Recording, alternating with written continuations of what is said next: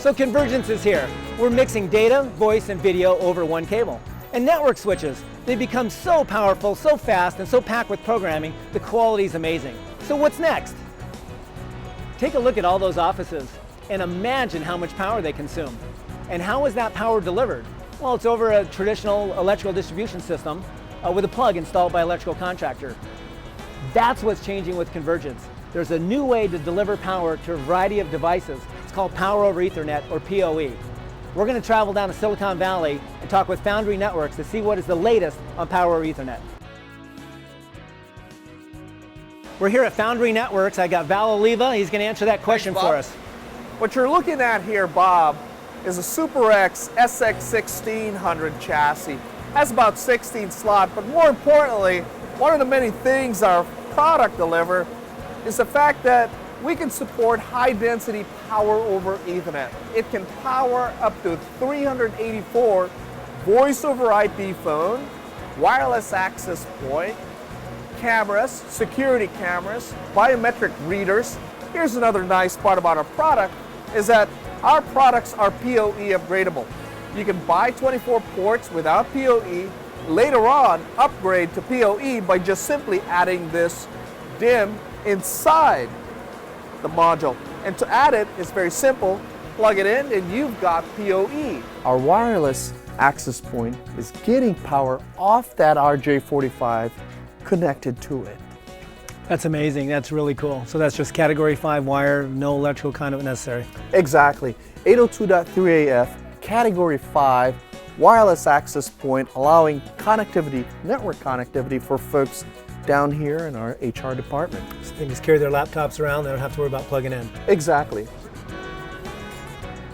Office buildings account for 71% of the power that's consumed in the United States.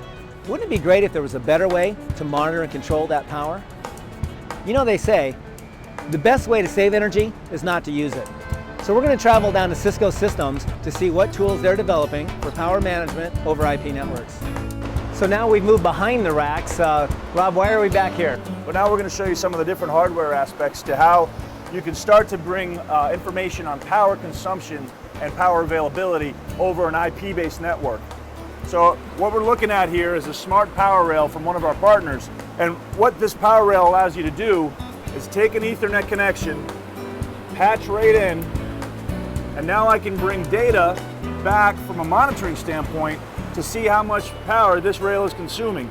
And I can also, through the user interface, go in and IP address this rail, and now I can control every single one of these outlets. So if I wanted to, for example, turn off this Catalyst 6500 switch here, I can cycle power to that anywhere on my wide area network. I could be in Bangalore, India, and turn this switch on or off. 5 years out, hopefully this stuff becomes a no-brainer, and you can just set parameters around how you want to manage that power. So I can say this rack will not consume more than 20 amps ever.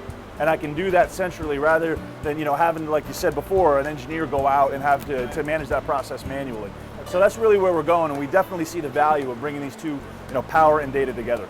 So now we're going to hop over to one of the data center labs here at the Cisco campus, and we've got the opportunity to talk to a data center expert who's going to give you some tips on how to incorporate convergence into your data center and critical facilities. So we're standing here in front of one of these Cisco labs for their data centers, and I'm with Doug Alger, and Doug is the author of Build the Best Data Center Facility for Your Business. He's also a Cisco employee, and we're going to go in and take a look at this lab. Come on in.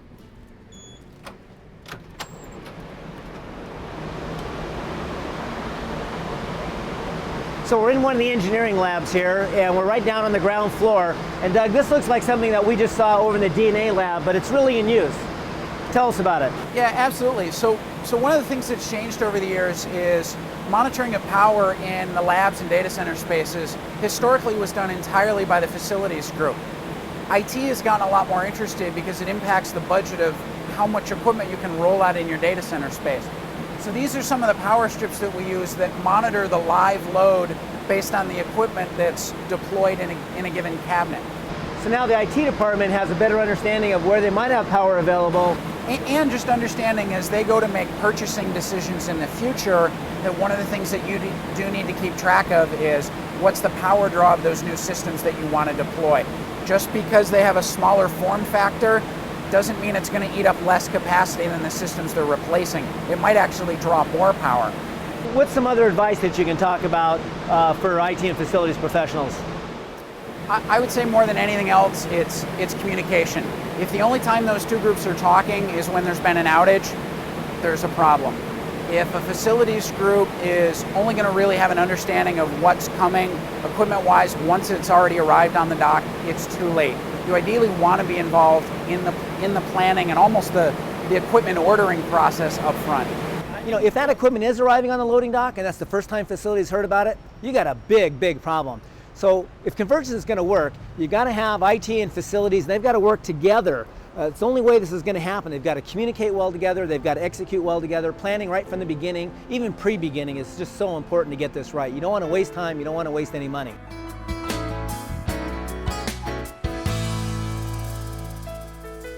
This program was brought to you by Teladata, expert and unbiased IT infrastructure consulting.